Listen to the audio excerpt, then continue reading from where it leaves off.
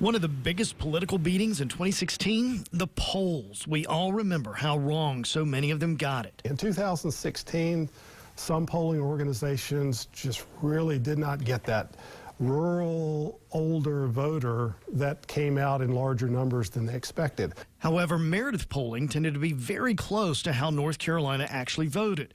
If you're off a percentage or two of a certain group, your poll could be very inaccurate. With its new poll out covering elections and social issues, David McLennan says he and his students do everything possible to make sure they have a true representation of Tar Heel voters.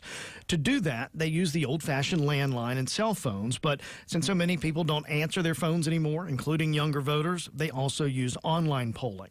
One surprising result, 90% of those polled are familiar with the impeachment inquiry of President Trump, and 48.8% support the inquiry. Which really surprised us because we've lived in this partisan world in which Democrats favor one thing and Republicans favor something different.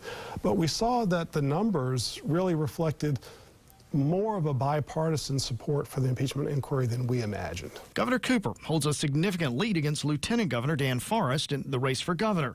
And there is a real battle for Senator Thom Tillis. Less than a point separates him and two Democrats. I think the major takeaway is that North Carolina is going to continue to be a battleground state and is going to be very influential in determining who controls the White House and Congress.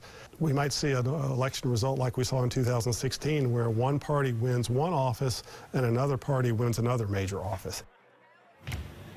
So another big takeaway, expect a lot of money to be spent in North Carolina, a whole lot of money, especially in the Senate race. If you want to read the whole poll, it's fascinating. It's got a great breakdown of socioeconomics, race, all these sorts of things that are taken into account. It's at our website, CBS17.com.